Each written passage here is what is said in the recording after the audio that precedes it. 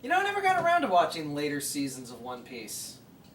I think I'll watch the, Enies Lobby arc.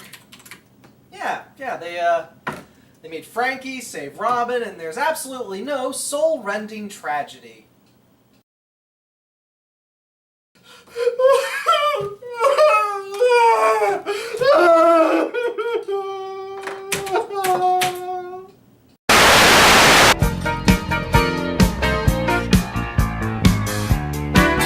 So One Piece is a very long-running shonen manga about a guy who wants to become the Pirate King. It's a vast world of magic fruit, literal islands in the clouds, and mermaids. And while its long-running universe is definitely bloated at this point, the mangaka Oda Echiro is clearly well-read, as the world is just dripping with literary references. From the swordsman Zoro, to the hook-handed pirate named Crocodile, to the man named Riley blocking a light blast, a fantastically nerdy reference to Riley scattering.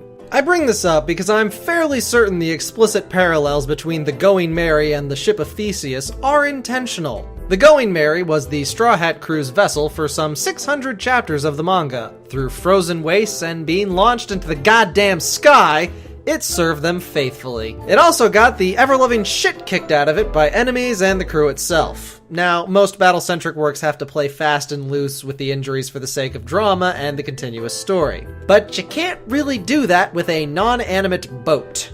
Boats need to be fixed, and eventually, that's gonna stop working. But back to this Theseus thing I mentioned, otherwise known as Theseus's paradox. It's a thought experiment dating back to the Greeks Heraclitus and Plato. It posits that can a boat that has had all its parts replaced over the course of a journey still be considered the same boat? You replaced all the rigging, changed out the sails, got a new rudder, patched holes in the boat until there's more patch than original wood, and got a new keel. Can it still be the same boat at this point? At what point did you stop fixing the old boat and started building a new one on top of it? I hope it's clear that this is a thought experiment and not the tale of someone's actual boat.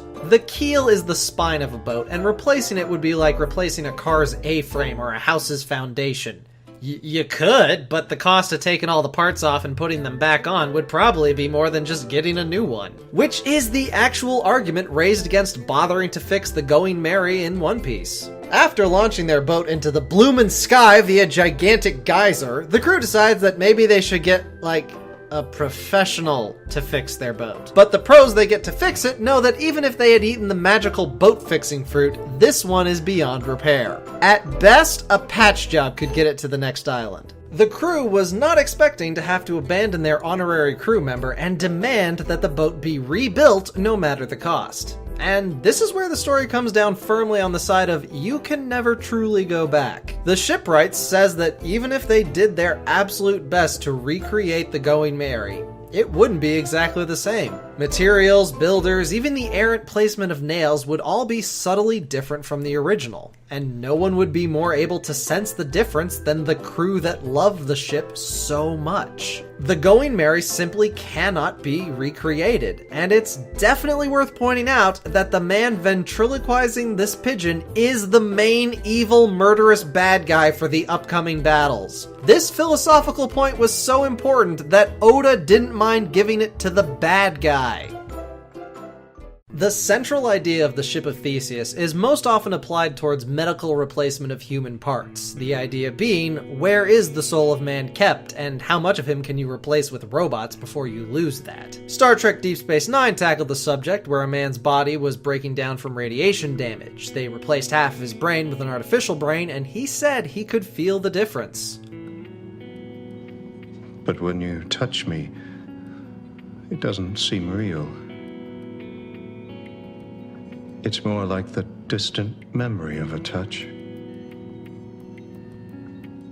He explicitly asked that he not be given a full positronic brain and just be allowed to die. A similar thing can be seen in the Shadowrun tabletop universe. In this cyberpunk game, you can replace your arms and legs and eyes with totes awesome robot parts that have hidden gun compartments or some shit. But doing so will reduce your essence stat. The lower your essence stat, the less connection your character has to the magic realm, and you lose access to spellcraft.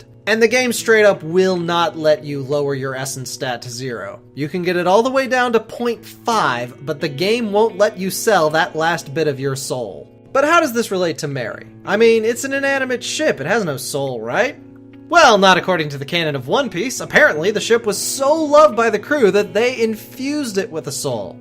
I hesitate to call it a consciousness since its only desire seems to be to sail the crew places, but it is an honest-to-God physical presence. The ship fixes itself up at one point, talks to several people, and sails itself to rescue the crew from their latest adventure. But it's finally time for this loyal ship to hang up its rigging, no matter how hard the crew may try to repair it, nor how much the ship itself wants to keep sailing. All journeys come to an end. The Mary has traveled the world, and now it's time to rest. Okay, I was joking earlier about the fix the boat fruit, but is that actually a thing? I mean, one guy's power is he keeps a castle's worth of soldiers inside his body.